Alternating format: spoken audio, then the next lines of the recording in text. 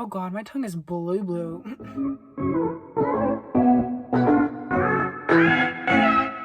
Hi babies, welcome back to the channel. Today, we're doing a Pride video because obviously it is Pride Month. It's no secret that I am an openly gay boy, and I just want you to know I am very disappointed in myself for calling myself an openly gay boy. Just wanted you to know. Happy Pride Month. It's been a crazy month so far. Speaking of Pride, I'm so happy to be in a world where I can be me and just say, I'm here and I'm queer. Anyways, let's get into this Pride makeup look. Okay, so I really wanted to do my base off camera real quick so I can actually do the eye look and talk to you guys about my experiences. But let's go do that base off camera. Okay, so now that the base is all on and we're looking a little snatched, let's get into the eye makeup. Okay, so first off, I'm going with this red color on the Jamesie palette. But while I do this eye look, I want to talk about my experiences in coming out. Okay, so at the young age of about 12, I came out as bisexual. It was a hard thing for me to do. I was very, very scared because I didn't know how my parents would react. And luckily, they reacted perfectly. They didn't care. Well, I mean, they cared, but in a good way. And I'm so lucky to have parents that accept me for who I am and for just being me. And like I said, I feel so lucky. And I know not everyone out there has those parents who accept them. And I couldn't imagine what people go through with people like that. And it sucks. I really don't have to say, but I want to say how lucky I am to have such accepting parents. I mean, yeah, at first they were a little skeptical and didn't know how to react, and that's fine because some people are a bit newer to it and it takes a while to get adjusted to.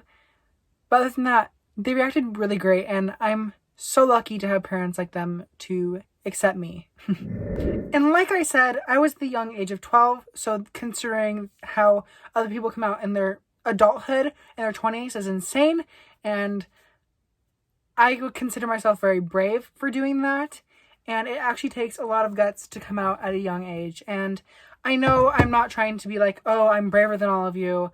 I'm trying to say that, I'm lucky to have had coming out early because I can actually come out and I don't have to hide anything throughout high school. And all my friends have been really accepting, and it's such a great thing. Okay, now I'm going to be going into this orange shade in the Jamesie palette yet again. To make things 10 times better, my friends were so accepting, and I had a friend group. I have different friend groups now since I first came out, but they were all so accepting and always were helpful. And we even, because most of my friends are girls, because I don't really get along with the straight dudes. I don't know how to do that.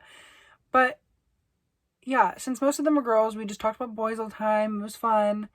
And I mean, now I can't talk about boys because I do have a boyfriend now. Yeah, having a boyfriend is way better than having a girlfriend. I remember when I was 10, 11, when I was in 5th grade, I had so many crushes on girls, but looking back, I just wanted to be them. But not actually be them, more I looked up to them. And now that I'm actually out, I realize I didn't have a crush on them. I just want to be their best friend. And just the fact of having such supportive friends made it 10 times easier to be myself than who I am today. Sorry, I'm getting teary up, but I'm so thankful for everybody who's been so completely nice. I mean, yeah, there has been these very rare bullies, and I'm lucky, and I know how lucky I am that I'm not getting bullied. And it sucks because I see every single day that people are getting bullied for being who they are. And I'm so very thankful for everybody in my life and how everybody I know has been so supportive and not judgmental at all. Oh, I just realized how gross these look. But anyways, I'm so thankful. Hi, me again. I just want to apologize now for how many times I said I'm so thankful and how many times I say anyways or so, because I've gotten so many comments about how many times I say so in every video. I should make a compilation about that. I'm going in with the shade B, I think, on the Jamesie palette again. Anyways, yeah, growing up gay is a struggle. I can admit that. And whoa, that was a lot of dust from that. There's a lot of different struggles, and not a lot of people understand that straight people have a lot more options than we do, and the dating life is so much more hard, and like we don't get all those experiences that most straight people do, and it sucks because later on in life we won't have those experiences to build up how to be in a relationship, if that makes sense. But yeah, I just feel like it sucks, but at the same time we also get to focus more on school, and I'm so happy with that. Like my long distance boyfriend, yeah, it's great, and I wish I could see him, and hopefully I do get to see him sometime. But it's also better for me because I get to focus on things when I'm at school, and I don't have to constantly worry or be distracted in class. It's nice, and I'm thankful for my boyfriend. He's amazing. I've said this like 6 million times, but he is. And it's a different experience when everybody I know has been so supportive. I've had those mean remarks every so often, but that's okay. Normal people always get those remarks, no matter if you're gay, straight, cisgender, transgender, anything. No matter what you are, no matter what, you're gonna get hate. And I've accepted that now, and not a lot of people are very big in hate, and not a lot of people know how to cope with that. And my advice for that is just to know that maybe they're struggling at home, and feel more bad for them than you should hate towards them, if that makes sense. Okay, now I'm going in with this green shade on the James Charles palette. I think I should just stop saying James Charles. And yeah, coming out as gay was one of the best things I could have ever done at a young age, because now that I'm out and I don't have to hide anything, and I don't feel like I'm being someone I'm not. Just realize how bright that looks. And it's amazing. And a lot of people are scared, but at the same time, you don't always know how your parents will react or how your friends will react. I thought everything was going to be so negative. I was like, oh, negative Nancy to everything. But once you actually do it, it's not as hard as you think it is. And most of the time, your parents knew. My parents already knew. My gay friend, his parents already knew. It's most of the time, they're just waiting for you to come out. And I just want you to know that, because it's crazy. And I also want to say how, even though parents can be super supportive, they can also say things that might hurt your feelings. And I want you to know they don't mean it in any way, unless they are totally going at you and calling you the big F word. But sometimes they don't understand what we think and how different and how certain comments can affect us. It's okay, and they just have to get used to it. And if they do say something remarkable or like rude or anything you find rude, don't like get upset and fight them over it. Just like say, hey, that kind of was mean, I didn't really like it. And some people, I get it, it sucks, and sometimes you really just have to say it. Don't hide it. Don't, because if you build up that anger, something could happen, and we don't want to go there. Okay, now I'm going to go in with this blue shade right here. So now I want to talk about long distance relationships for both gay and straight people.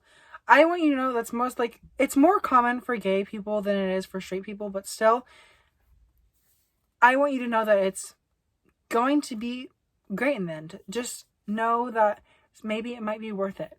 For like later on, you'll be able to see that person. You might even live with them later on. That's kind of a big step, but still, I feel that it's a great, and it might even be better than meeting in person at first.